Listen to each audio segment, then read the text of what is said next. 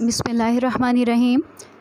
ये कोस्ट की second classification है, cost classification in relation to a product. इसमें ये 6 टाइप्स ऑफ कॉस्ट हैं। सबसे पहले है डायरेक्ट मटेरियल, नंबर 2 पे है indirect material, then direct labour, indirect labour, factory overhead, इसको हम इनडायरेक्ट मैन्युफैक्चरिंग कॉस्ट भी कहते हैं, और फैक्ट्री बर्डन भी इसी का नाम है। और उसके बाद हमारे पास हैं ऑफिस सप्लाइज़। इसमें सिर्फ ये 6 टाइप्स ऑफ कॉस्ट आएगी। अब हम इसको वन बाय वन डिस्कस करते हैं। सबसे पहले हमारे पास direct material. It is a material which can be easily और conveniently traceable to a particular product.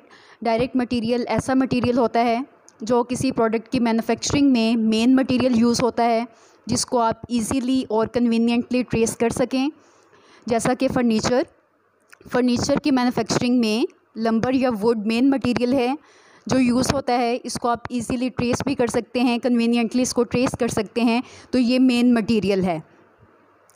उसके बाद हम नेक्स्ट मूव करते हैं नंबर 2 पे, इनडायरेक्ट मटेरियल।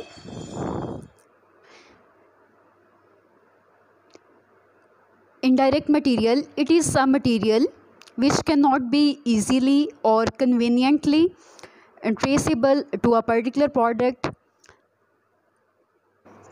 इनडायरेक्ट मटेरियल ऐसा मटेरियल होता है जिसको आप इजीली या कन्वीनियंटली ट्रेस नहीं कर सकते, लेकिन ये मटेरियल प्रोडक्ट की मैन्युफैक्चरिंग में इम्पॉर्टेंट रोल प्ले करता है।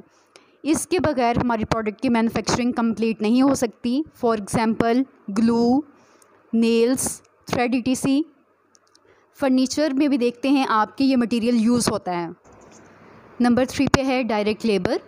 Wages of the employees who have directly worked to manufacture the product. उन लोगों का कंपनसेशन, उन लोगों की वेजेस जिन्होंने प्रोडक्ट के मैन्युफैक्चरिंग में डायरेक्टली अपना रोल प्ले किया है, जो प्रोडक्ट की मैन्युफैक्चरिंग में डायरेक्ट इन्वॉल्व थे।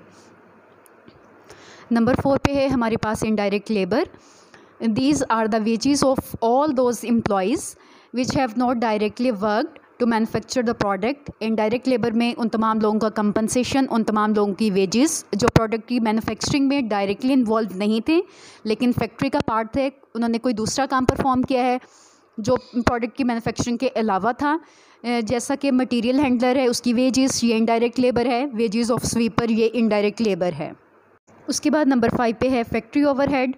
डायरेक्ट मटेरियल और डायरेक्ट लेबर के अलावा जितने भी बाकी एक्सपेंसेस हैं वो तमाम फैक्ट्री ओवरहेड है। फैक्ट्री ओवरहेड को हम इनडायरेक्ट मैन्युफैक्चरिंग कॉस्ट भी कहते हैं। और लास्ट पे हमारे पास आता है फैक्ट्री सप्लाईज।